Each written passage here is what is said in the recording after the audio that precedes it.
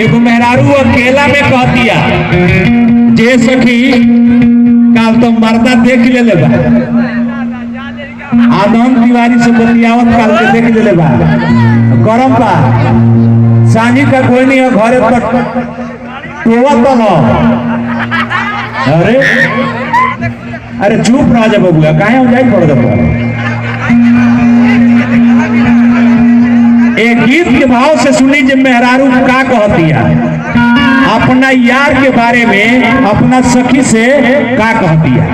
अपना मर्द के विषय में का कहती है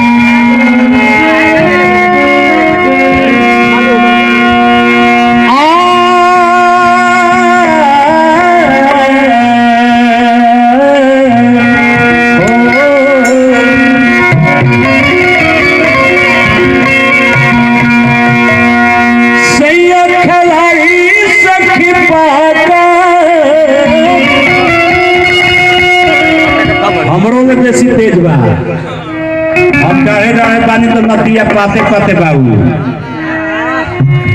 सैया खिलाड़ी सखी पाका कोई ले बचा हमर चाका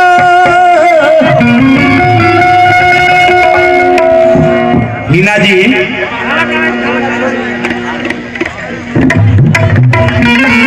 हीना जी हमरा के हम अपराधी बानी जौना के सजाई भगवान हमरा के देले बड़ा जे पियावा संग ही परिचय नहीं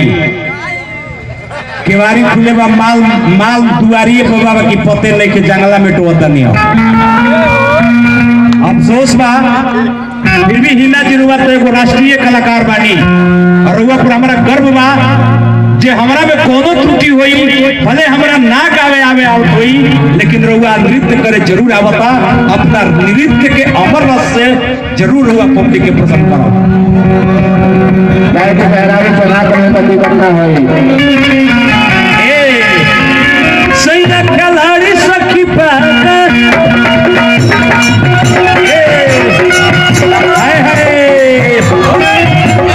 हीना जी एक जगह खड़ा हो जाए पीछे लास्ट पीछे आगे तक जाई जैसे सीधा सांप जाला सीधा से सर पे तरकेला सांप ए सैया खिलाड़ी सखी पाका पहले बचाव हम बचावा सैया खिलाड़ी सखी पाका पहले बचाव हम बचावा देखल प्यार से मिलल का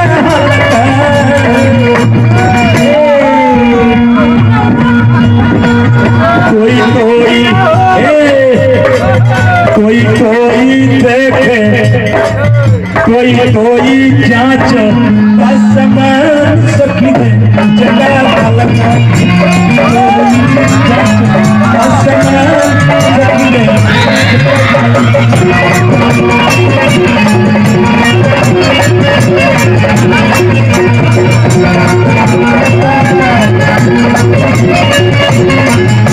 सैया खिलाड़ी सखी पाका पहले बचाव हम चाहता सैया खिलाड़ी सखी पाका पहले बचाव हम चाहता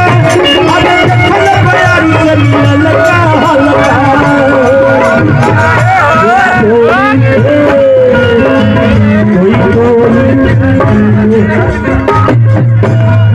जगा हल्का कोई जांच आसमान जगा हल्का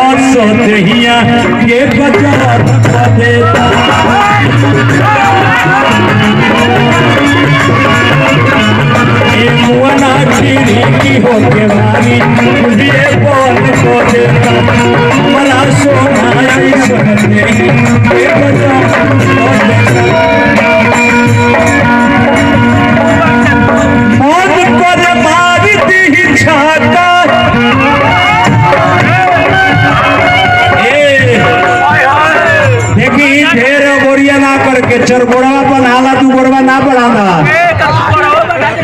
मौगी कह दिया सखी से अपना आके बहुत ही चेक करता तो एक हम मिजाज बना दे। ये अभी जानत है कि हम तो लिहाज करता नहीं। मन करे मार दी ही छाता, मन करे मार दी ही छाता,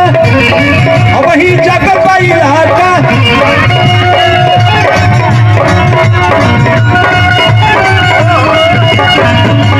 मन करे मार दी ही छाता, अब वही तो जाकर पाई इलाका। आहो ऐसन पिता पियल छोड़ाई दी ललका सैया हो